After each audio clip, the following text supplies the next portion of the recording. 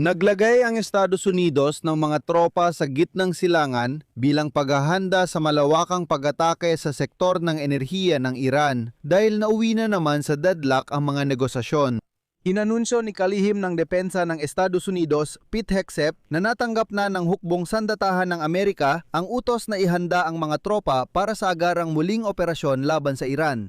Dahil papatapos na ang tigil putukan at hindi pa rin napipirmahan ang kasunduang pangkapayapaan. Bagaman sinabing may progreso na ang Iran at Estados Unidos sa pagbuo ng kasunduan para tapusin ang bigmaan, nananatili pa rin ang malalaking hindi pagkakaunawaan. Pero alam mo, parang madalas umabot sa huling yugto ang mga negosasyon para tapusin ang digmaan ng Russia laban sa Ukraine. Tandaan mo, may mga pahayag nun na halos 76% ng kasunduan ay napagkasunduan na, pero laging may natitirang huling tanong na hindi talaga mapagkasunduan. Ipinaliwanag ni General Dan Kane na ang ginagawa ng Estados Unidos sa Strait of Hormuz ay hindi blockade kundi kontrol lamang sa mga pantalan at baybayin ng Iran. Tatalakay natin lahat ito sa episode na ito. Ako si Alexei Pichi, sama-sama nating talakayin ang paksang ito, pero bago tayo magsimula, hinihiling ko na mag-subscribe kayo sa channel, i-like ang episode na ito, at mag-iwan ng kahit anong komento sa ilalim ng video na ito. Lubos ako magpapasalamat sa inyo para dito. Mag-subscribe din kayo sa Telegram channel kong Pichi News. Ang link ay nasa video description. Dito kami agad napopost ng balita. Kaya, nagbago na naman ang retorika sa Washington tungkol sa digmaan sa Iran. Ngayon, binalaan ng ministro ng digmaan ng Amerika na si Pete Hegseth sa isang press conference sa Pentagon ang Iran na ang blokadang pandagat ay magalang na paraan lang ng pag-usad ng mga pangyayari. Ayon sa kanya, ang mga armadong puwersa. Ang Amerika ay handa at nakaantabay na agad umatake sa mga planta ng kuryente ng Iran, mga pasilidad ng kritikal na infrastruktura na may dubleng gamit at industriya ng langis ng bansa sa sandaling matanggap nila ang ganoong utos. Narito ang pahayag ni Pete Hegseth. Ang ating mga tropa ay lubos na nakahanda para muling magsimula ng mga aksyong militar kung ang bagong rehimen ng Iran ay gagawa ng maling desisyon. Ngayon, pinapalitan namin ang aming mga sandata ng mas makapangyarihan kaysa dati at mas mahusay ang aming intelihensya. Handa na kami at handang umatake sa inyong mahalagang dual-use na infrastruktura sa natitira ninyong mga pasilidad ng paglikaan ng kuryente at sa inyong industriya ng langis. Pero mas gusto sana naming huwag gawin ito. At ang mga salitang ito ay sinabi sa panahon ng umiiral na tigil putukan sa pagitan ng Estados Unidos at Iran na magtatapos na sa susunod na linggo, ika-21 ng Abril.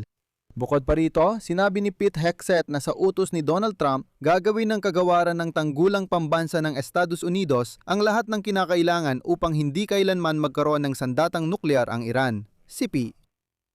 Mas mainam sanang gawin ito ng maayos sa pamamagitan ng kasunduang pinamumunuan ng aming pangalawang pangulo at grupo ng negosyador. Pwede rin namin gawin ito sa di magandang paraan. Hinihikayat namin ang bagong rehimen na magdesisyon ng matalino. Iginiit niyon ng mga opisyal ng Iran na umano'y may ilang pag-unlad sa usapan ng Iran at Estados Unidos para sa kasunduan sa pagtatapos ng digmaan, ngunit nananatili ang malalaking hindi pagkakasundo. Ang pagbisita ng hepe ng hukbong sandatahan ng Pakistan na si Asim Munir sa Tehran kahapon ay nakatulong upang mabawasan ang mga hindi pagkakaunawaan sa ilang issue na nagbigay pag-asa para sa pagpapatuloy ng tigil putukan at muling pagbubukas ng negosasyon ng Tehran at Washington. Bukod pa rito, isinulat ng publikasyong Israel Ngayon ang sumusunod sipe. Nakatulong ang pagbisita ng hepe ng hukbong sandatahan ng Pakistan sa Tehran na mabawasan ang ilang hindi pagkakaunawaan, ngunit nananatili ang mga pangunahing hindi pagkakasundo sa usaping nuklear. Lumakas ang pag-asa sa pagpapatuloy ng tigil putukan at ikalawang yugto ng negosasyon. Ang kapalaran ng mataas na pinayamang uranium ng Iran at ang tagal ng mga nuklear na limitasyon para sa Iran ay kabilang sa mga pinaka-pinagtatalunang issue na hanggang ngayon ay wala pang solusyon. Muli kong ihahambing ang Ukraine at Russia. Ipapaalala ko na noong nakaraang taon ay sinabi pa ng administrasyong Amerikano na napagkasunduan na ang lahat. Aba, napagkasunduan na raw ang lahat. Ang natitirang issue ay Donbas. Gusto ni Putin na lisanin ito ng mga Ukrainian pero malinaw na ayaw nila. Sabi nila, 96% ng kasunduan ay handa na. Ang natitira ay 4% tungkol sa Donbas. Pero doon, hindi talaga sila nagkakasundo. Patuloy pa rin ang negosasyon hanggang ngayon, pati dito.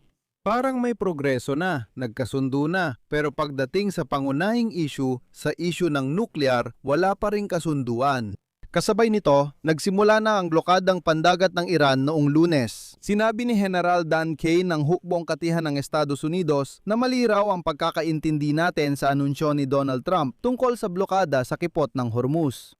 Ayon kay Dan Kane, ang mga hakbang ng Amerika ay isang blokada ng mga daungan at baybayin ng Iran at hindi blokada ng kipot ng Hormuz. Kaya kung naririnig ninyo ang tungkol sa barkong dumadaan sa kipot ng Hormuz, iba na yon.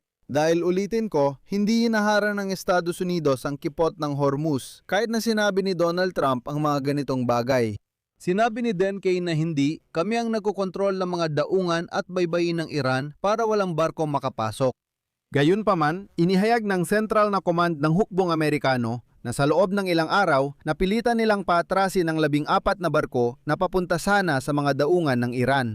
Wala ni isa sa mga yon ang ininspeksyon, lahat ay kusa ng sumunod. Sa Iran, sinabi nilang sinasabing ganap ng nahinto ang pag-export ng langis. Ang pinuno ng pinagsamang komite ng mga hepe ng Estado Mayor, General Dan Kane, ay nagsabi na handa ang mga puwersa ng Amerika na muling simulan ang malawakang operasyong militar anumang oras. Ayon sa kanya, ang hukbong dagat ay hahabulin ang anumang barkong Irani o anumang barko na susubok magbigay ng material na suporta sa Iran kahit ano pa ang bandila o kinaroroonan nito. Noong Huwebes, pinalawak ng hukbong dagat ng Estados Unidos ang blockade na ngayon ay sumasaklaw na hindi lang sa partikular na barko kundi pati sa kargamentong kontrabando. Inanunsyo ng Estados Unidos na opisyal nilang kinilala ang mga sumusunod na kategorya ng kalakal bilang kontrabando. Kasama rito ang mga armas, sistema ng armas, bala, material na nuklear, krudong langis, produktong petrolyo, bakal, asero at aluminyo. Lahat ng bagay na pwedeng gamitin sa industriya ng depensa ay tinatawag ng mga Amerikano na kontrabando at hindi nila pinapayagang makapasok sa Iran. Inamin ni Pangulong Donald Trump na umaasa siyang mapipilit ng blockade ang Iran na tanggapin ang kondisyon ng Amerika para tapusin ang digmaan, lalo na ang pagbubukas ng kipot ng Hormuz para sa malayang paglalayag. Karaniwang, humigit kumulang 1/5 ng pandigdigang export ng langis at natural gas ang dumadaan dito. Ngayon, direktang nanawagan si Pete Hegseth sa pamunuan ng Iran at sinabi na dapat gumawa ang Tehran ng matalinong pasya habang naghahanda para sa pakikipag-usap sa Washington. Ang mga salita ng ministro ng digmaan ng blockade ay isang magalang na paraan para maresolba ito ay malinaw na nagpapahiwatig ng susunod na hakbang kapag nagkaroon ng deadlock ay ang direktang pag-atake sa infrastruktura ng enerhiya ng Iran. Gayunpaman, sa gitna ng digmaan, nababanag pa rin ang posibleng balangkas ng isang kasunduan sa hinaharap. Alam na inalok ng Washington ang kasunduang, pansamantalang itigil hindi tuluyang ihinto ang pagpayaman ng uranium sa loob ng 20 taon. Gusto ng Iran ng 5 taon at ayon niya sa kasabihan, kailangan magkasundo sa gitna. Posibleng may kompromiso, ito lang ang solusyong pinag-uusapan na yon. Mahalaga ring maunawaan na para magtagumpay ang kapayapaan, kailangan ng kasunduang magpapahintulot sa bawat panig na may pahayag ang kanilang tagumpay sa sariling bansa. At kaya gusto kong sabihin na kahit na sa mga susunod na araw ay magkaroon ng kasunduan, ito ay magiging isang kasunduang balangkas lamang. Ang kasunduang balangkas ay isang kasunduan tungkol sa pangkalahatang balangkas na magiging ganap na kasunduan. Hindi pa ito ganap na kasunduan. Ibig sabihin, ito ay isang paunang dokumento lamang. Sa tingin ko, kailangan pa ng ilang linggo o buwan ng negosasyon para sa ganap na kasunduan. Kaya ngayon ay isinasagawa ang mga negosasyon tungkol sa pagpapalawig ng tigil putukan at paglagda ng kasunduang balangkas, kung saan, batay sa mga prinsipyong ito, isasagawa ang mga susunod pang negosasyon. O kaya naman, baka mawala ng kontrol si Trump at muling simulan ang mga labanan upang pilitin na magkaroon ng susunod na round ng negosasyon. Dito ko tatapusin. Isulat ang opinyon at konklusyon sa comment sa episode na ito. Mag-subscribe, pindutin ang kampanilya at mag-like. Kung naging kawili-wili at kapaki-pakinabang sa inyo ang episode na ito, magpapasalamat ako sa inyong pagsuporta sa channel na ito.